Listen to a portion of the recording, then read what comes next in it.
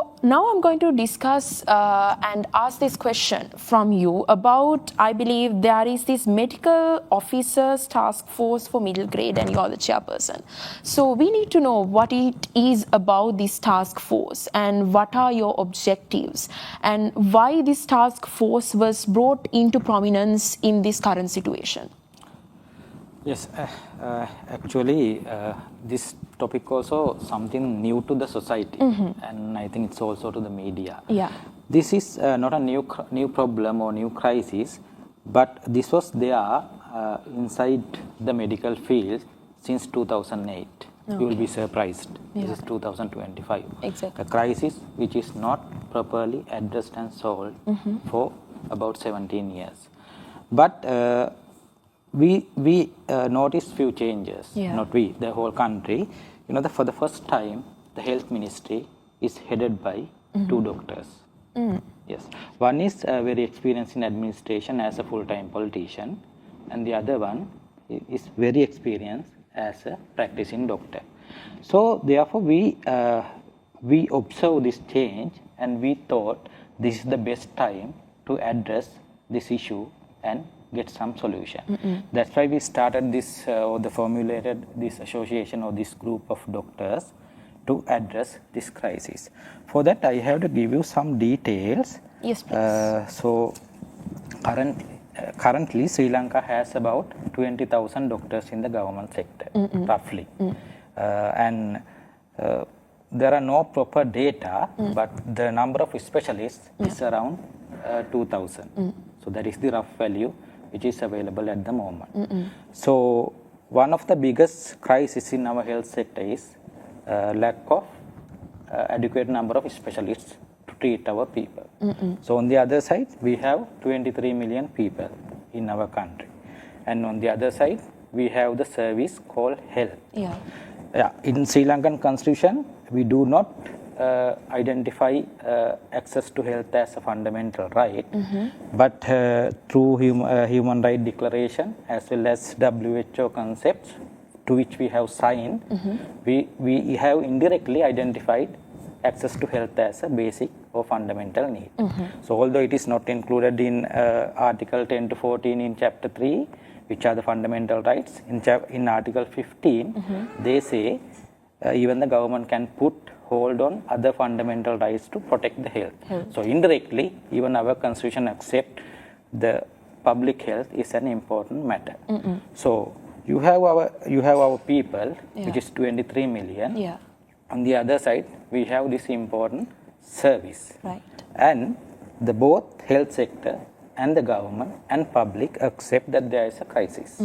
It means we do not have adequate experienced and specialized doctors to treat our people. But there is something else missing or not properly given to the public. That is, there are 20,000 doctors but only 2,000 specialists. Right? So our crisis is specialists. But we have only 2,000. But we have 18,000 more doctors who are working as grade medical officers. So in our health system, there are three types of medical officers. So this also I have to explain to the public. Yes, please. So specialized medical officers, grade medical officers, and then you have the administrative medical officers. So the healthcare is provided by these grade medical officers and specialized medical officers. So you might think that this is the way and this is how it should function, because the being specialized is sort of a difficult thing, and therefore this should be the ratio. So if you get the percentage in Sri Lanka, it's about 7%. Only 7% of grade medical officers become specialists, and 93% end their career only as grade medical officers. But our main crisis is lack of specialists. So we have such problem, and we are maintaining this percentage.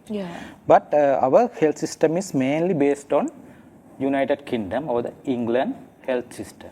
So if you go to the details of the United Kingdom health data, they have 390,000 doctors, and their specialists are 110,000. The percentage is 30%. So we are only 7%. Yeah.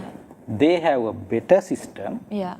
but they have 30% rate of specialized conversion. And you will be surprised if you go to Singapore and German data. They are almost every single doctor who are graduated from medical faculty at one point will become a specialist. Because those countries, they are interested in giving best care for their patients. So they get these medical officers and they somehow train them to become a specialist, and they give care from the specialist to the patients. Right. Because their main interest is general public. Because that should be the interest of the government, the policymakers. Yeah. They have the people's mandate to serve the people. So we are seeing some problem here.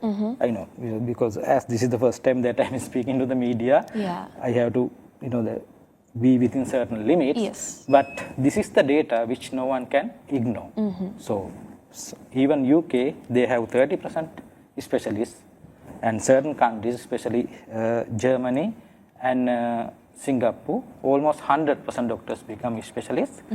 But in Sri Lanka, while we are facing a crisis of specialists, we have only 7% out of doctors becoming specialists. If I am going further, in 2015, there is an article in Ceylon Medical Journal which says there are about 1,800 specialists in Sri Lanka. And this is 2025, 10 years after that. And we have 3 new medical faculties open since 2015. But our specialist rate says 2007 and 300 is about to retire. It means we are back again to 1,800. For 10 years, we are in the same figure without any improvement while we are having a crisis. So why? And then the other problem is, recently they have released the cadre norms for medical officers. That article nicely starts saying this country has 3 types of medical officers. And we all know the crisis is in the specialist medical officers, but they don't speak a word about the required number or the existing numbers of specialized medical officers. They focus only on grade medical officers. How we are going to plan or how we are going to formulate solutions and implement it if you don't have the data? So at least you should know what is the number of specialists you need and what is the current status, and then only you can formulate a scientific plan to address this problem. Because this is a fundamental right of the public. The focus of health system should be the general public, not anything else. So the responsibility of government is to provide highest possible, not just care, highest possible care to the needy. So that's why we need to make these doctors more experienced and more skills, because we are already expending a lot of public money on making them doctors. We can't just let 93% of them to retire just as doctors. We have to pick the people, train them, and then give the best care for the public. So this problem we need to be addressed, and we think it's good time to discuss this with both ministers, as they also unlike non-health people, they will have more potential to understand this issue. So that's the reason behind formulating this association or the group. All right, that was a lot of information and new insight, I believe, and also a lot of food for thought, because there was a lot of data presented and information and also clarification about what this task force was formulated and how important health is. It is a fundamental right for the people, and how it is under the shadow at certain times, and how it is not given prominence with regards to giving the best adequate service to the general public, because at the end it is a mandatory thing that you and I really need to have in our day-to-day existence.